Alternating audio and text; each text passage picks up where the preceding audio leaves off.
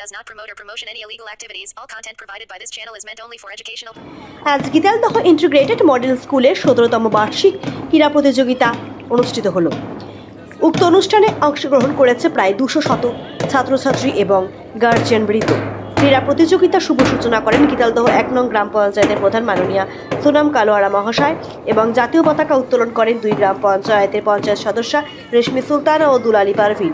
এই ক্রীড়া প্রতিযোগিতা অনুষ্ঠানে উপস্থিত ছিলেন গীতালদহ বিকাশ সমিতির সম্পাদক মাননীয় মইনুল হক, সহসভাপতি লুৎফর রহমান সহ প্রাণকৃষ্ণ বর্মন, গীতালদহ ইন্টিগ্রেটেড মডেল স্কুলের প্রিন্সিপাল মাননীয় মেহবুর রহমান, শিক্ষক আবু তালেব হোসেন, দীপক সরকার, আমিনুল হক, শিক্ষিকা তমালিকা পারভিন, পিঙ্কি কানু, ববিতা কানু, প্রিয়াঙ্কা ঘোষ, কাকুলি ঘোষ, রেক্সানা পারভিন, প্রমিলা বাহিনী এগ্রো প্রডিউসার কোম্পানি লিমিটেডের সিইও লিটন হক, বিশিষ্ট সমাজসেবী আব্দুল মোফাফ হোসেন, মনিরুজ্জামান হোসেন, গীতালদহ হাই স্কুলের শিক্ষক তপন কুমার রায়, মুক্তার আলী।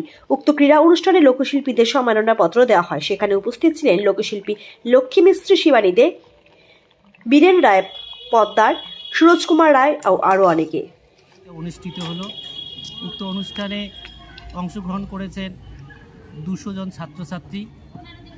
আজকের এই ক্রীড়া অনুষ্ঠানের শুভ উদ্বোধন করেন গীতালদহ 1 নং গ্রাম পঞ্চায়েতের প্রধান মাননীয়া সুনাম কালোয়ার মহাশয়া এবং জাতীয় পতাকা উত্তোলন করেছিলেন গীতালদহ 2 গ্রাম পঞ্চায়েতের পঞ্চায়েত সদস্যা সুলতানা পারভিন ও গীতালদহ 1 নং গ্রাম পঞ্চায়েতের পঞ্চায়েত সদস্যা বিউটি দুলালী পারভিন।